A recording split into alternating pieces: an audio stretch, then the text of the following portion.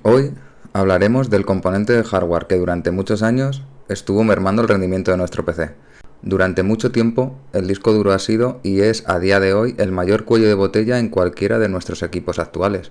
Es decir, que este componente está limitando el rendimiento de los demás componentes para obtener así la mayor potencia posible. Ya puedes tener el mejor procesador o la mejor tarjeta gráfica del mercado, que si tu almacenamiento no es el adecuado vas a querer llorar después de experimentar el lamentable rendimiento que va a tener tu equipo. Es entonces cuando el SSD irrumpe en el mercado para dar un salto de gigante en la industria y aumentar el rendimiento de nuestros equipos, pasando de tener ordenadores extremadamente lentos a la hora de ejecutar programas o buscar archivos a máquinas mucho más ágiles, con el simple cambio de nuestra unidad de almacenamiento principal a una unidad en estado sólido, también conocido como SSD. A medida que el SSD se empezó a popularizar y creció su demanda, empezaron a aparecer distintos formatos con rendimientos diferentes y tecnologías nuevas. Para que quede claro, estas son las dos unidades existentes hoy en día. Los HDDs, o también conocidos como discos duros mecánicos, que son unidades de almacenamiento que constan de partes móviles con un disco que da vueltas y un cabezal que se encarga de escribir y leer los datos. Estos dispositivos son extremadamente lentos en comparación con los SSDs y los SSDs o unidades de estado sólido. Aquí es donde centraremos toda nuestra atención en este vídeo, para que entiendas por qué revolucionaron el mundo del hardware. Las unidades en estado sólido se basan en la utilización de memoria no volátil, llamada memoria flash o flash NAND, creadas en 1984 por un ingeniero llamado Fusio Masuoka, basándose en las memorias EEPROM. Estas memorias EEPROM eran bastante lentas a la hora de escribir y borrar datos, además de tener una muy poca capacidad. Décadas después, la memoria flash fue la base de la creación de memorias UFS para los teléfonos móviles de la actualidad. De igual manera, y gracias a la memoria flash, podremos decir que los SSDs son muy similares a las memorias USB que tenemos en casa.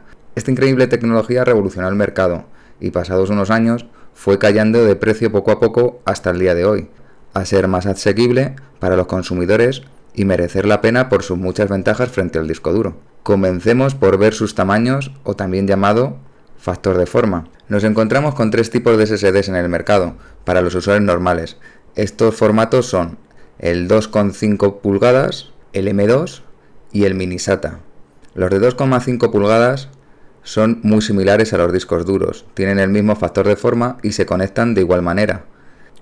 Es decir, una interfaz de datos llamada SATA y una conexión de alimentación. Sin embargo, los M2 tienen el factor de forma más nuevo y están diseñados para minimizar el espacio en nuestro gabinete y utilizar una interfaz de datos PCI Express, que esta estará alojada en la placa base y además es mucho más rápida.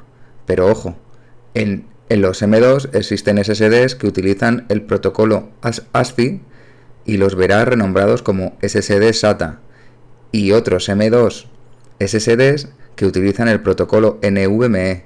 Esto lo podrás diferenciar fácilmente en las muescas de las conexiones.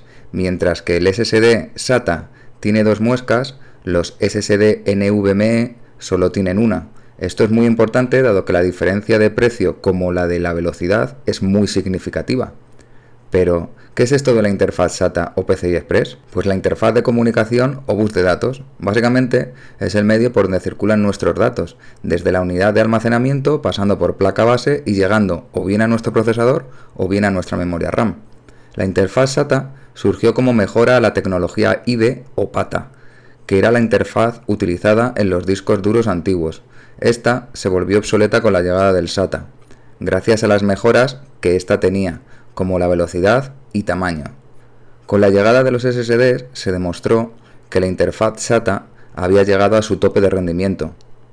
Mientras los HDDs podían llegar desde los 50 megas a los 120 megas por segundo, los SSDs eran capaces de llegar hasta los 550 megas por segundo, saturando así la interfaz SATA. Así que a causa de esto surgió los SSDs con interfaz PCI Express, pero esto no solucionaba el problema, dado que el protocolo que utilizaban para esto no estaba diseñado para las unidades de estado sólido, es decir, los SSDs.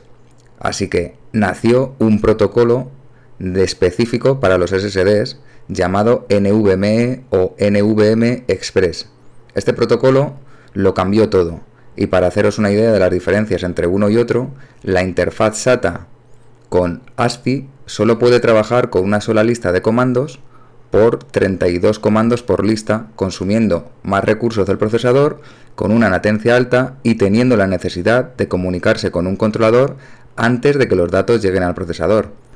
Mientras que el SSD con un NVMe es capaz de gestionar 64.000 listas de comandos por 64.000 comandos por lista, con un consumo bajo, una latencia muy baja y además de todo esto, tiene una comunicación directa con el procesador. Por último, hablaremos de la velocidad.